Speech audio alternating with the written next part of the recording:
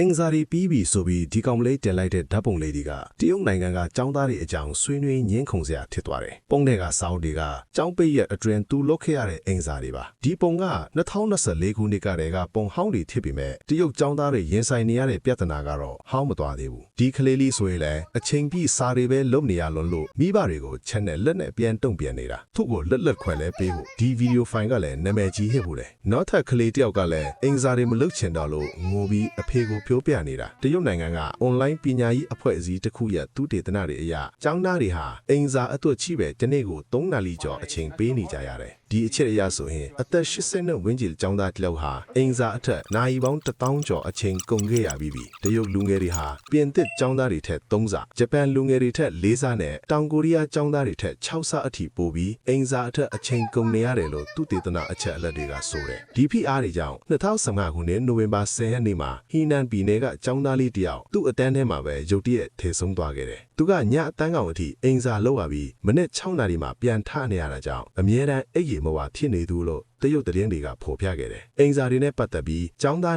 20%ကျော်ကအသက်ရှူကျက်သလိုခံစားရပြီးစာဟုတ်တွေကိုဆွဲဖြဲပစ်ချင်တယ်လို့ထုတ်ပြောကြတယ်။ကျောင်းသားတွေလိုပဲမိဘတွေကလည်းသားသမီးတွေရဲ့ပညာရေးအတွက်အလွန်အမြင့်ပင်ပန်းနွမ်းနယ်နေပြီလို့ညှိတွားကြပါတယ်။ဒီလိုညှိညူကြပေမဲ့တရုတ်နိုင်ငံမှာကာအိုလို့ခေါ်တဲ့တက္ကသိုလ်ဝင်ခွင့်စာမေးပွဲတွေကခက်ခဲလွန်းလို့လက်တွေ့မှာမိဘတွေကလည်းသားသမီးတွေကိုအလျော့မပေးလို့ကြဘူး။တရုတ်အစိုးရကတော့2021ခုနှစ်ကတည်းကအင်္ဂါတွေကိုလိုတာထပ်ပိုမလို့ခိုင်းဖို့ဖိအားအများမပေးဖို့ညွှန်ကြားချက်တွေမကြာခဏထုတ်ပြန်ခဲ့ပါတယ်။ဒါပေမဲ့ကျောင်းတွေနဲ့မိဘတွေကြားပြိုင်ဆိုင်မှုကမလျော့သွားဘူး။အင်္ဂါနဲ့ငှက်ကလေးတခြားသူနောက်ရောက်သွားမလားဆိုတဲ့စိုးရိမ်စိတ်ကပိုကြီးနေတယ်လို့မိဘတဦးကပြောတယ်။အခုလက်တလောမှာလည်းတရုတ်ပညာရေးဝန်ကြီးဌာနကအင်္ဂါအလွန်အမြင့်လှုပ်ခိုင်းတာနဲ့ပတ်သက်ပြီးတတိပေးညွှန်ကြားချက်တွေထပ်ထုတ်ထားတယ်။ဒါပေမဲ့လက်တွေမှာတော့တက္ကသိုလ်ဝင်ခွင့်ပြိုင်ဆိုင်မှုကပြင်းထန်လွန်းတဲ့ကြောင့်ကျောင်းသားတွေဟာဒီလိုတောင်းပုံရပုံအင်္ဂါတွေကြားတဲ့အချိန်ပြည့်ခေါင်းနစ်ပြီးရုန်းကန်နေကြရတယ်။